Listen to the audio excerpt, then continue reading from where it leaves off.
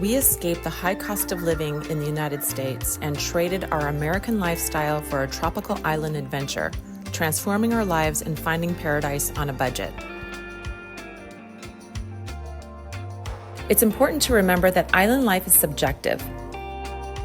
Everyone sees paradise differently. My mom and I have been living here for a while now, so we're pretty used to the quirks of island life. There's a bit of an adjustment period, of course, getting used to the island's pace, the older infrastructure, and well, the wildlife that sometimes drops by.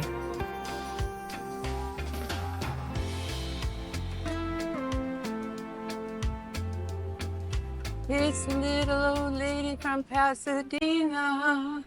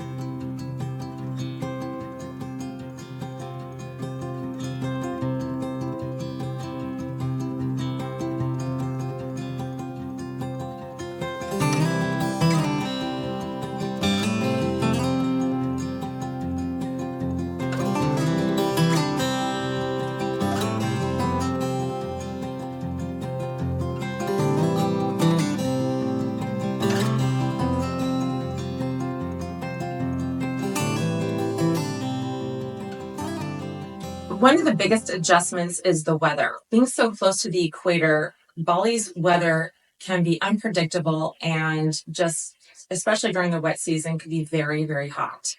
And right now we're in February, so we're still considered the wet season right now. So, Mom, tell me what the weather is right now, where it says on AccuWeather. This is how unpredictable the weather forecast is. Right now it says it's raining. And the rain is ending in 7 minutes, but it actually never even started. And what's the humidity, Mom? It says 70%, and it's called extremely humid. So what is it, the real feel? But it really feels like 100. We're living in a tropical island. So you living in Palm Springs, you had a dry heat. Living in Bali, there's a wet heat. Very wet.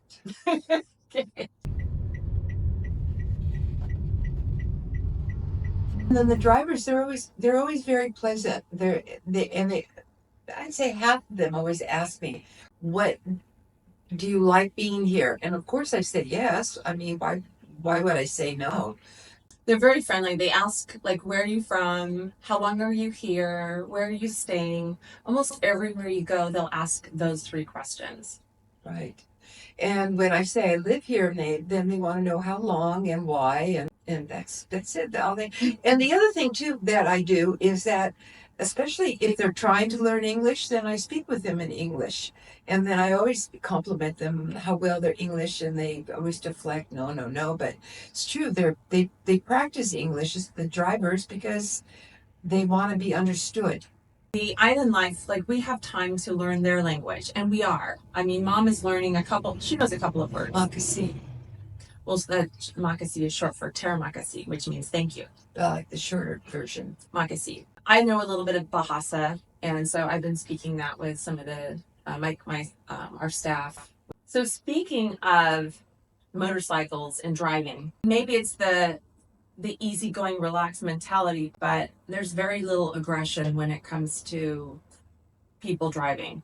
I've never seen a driver ever get mad at another driver, ever, whether it's a motorbike or another car. No, the car drivers, they're always very polite with one another.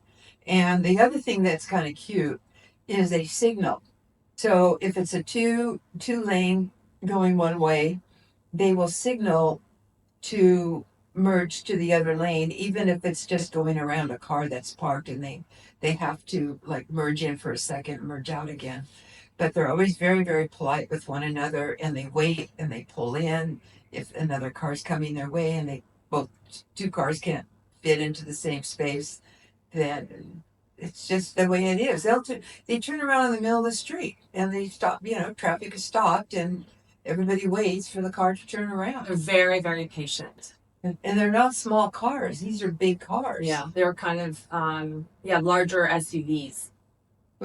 Yeah, nutty.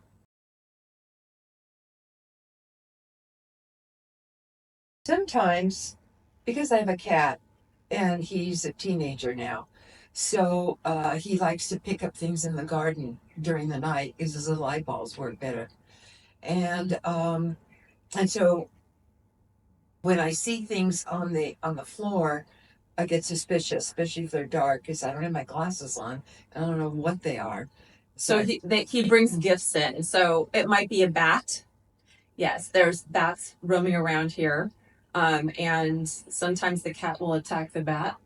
He also likes to play. The geckos too. He'll bring in a gecko and then he'll bat that around till the gecko just gives up, and dies already. Or he'll bring in a roach.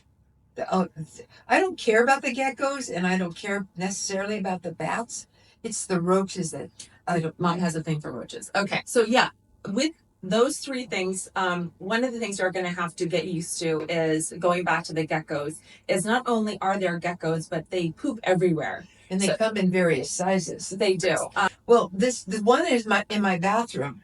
That kitty could smell, and I picked up because they like to hide in back of things. So I have a picture in the bathroom, and I picked up the picture, and out came this.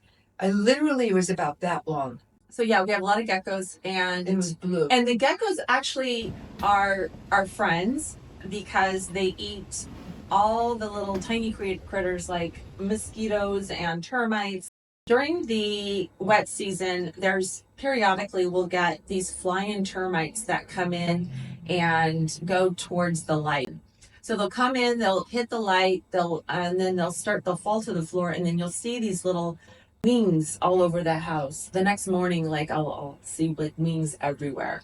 They'll only come for like 45 minutes, from like 7:15 to 8 o'clock, that time frame, and then you won't see them again. But generally, that's a hint that it's going to rain. Ants come in various sizes also.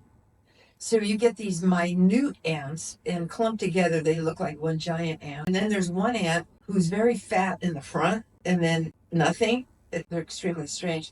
But the cute thing is that when you'll see them picking up their friends and carting them off. There's the dark black ants, and then there's the bright red ants.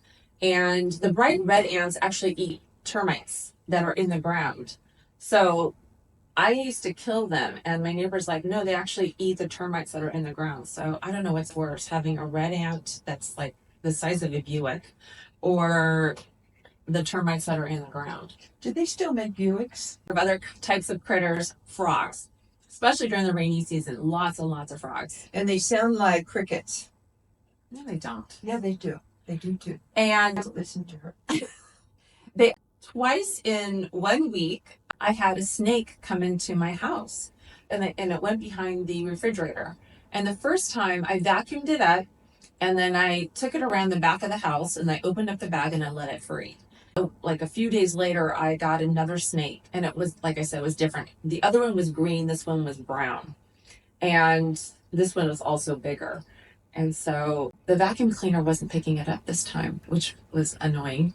But eventually I caught it, and I was able to move it to again, the back of the house. But yeah, so snakes do happen. It's very rare, but, and most of them are harmless and non-venomous, but there are some that are venomous. And could you spot the ones that are? No.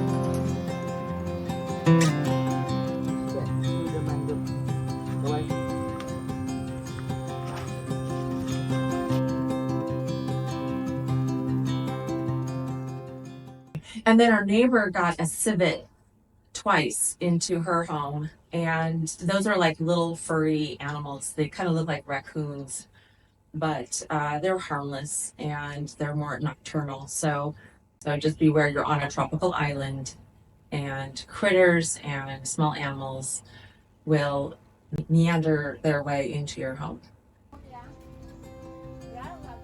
Life on this tropical island is surprisingly self-sufficient. The abundance of the locally grown food, coupled with the reasonable labor costs, makes fresh produce very affordable, a significant perk of daily life. In Bali, you can savor unique indigenous fruits like scaly salak, creamy durian, and sweet mangosteen.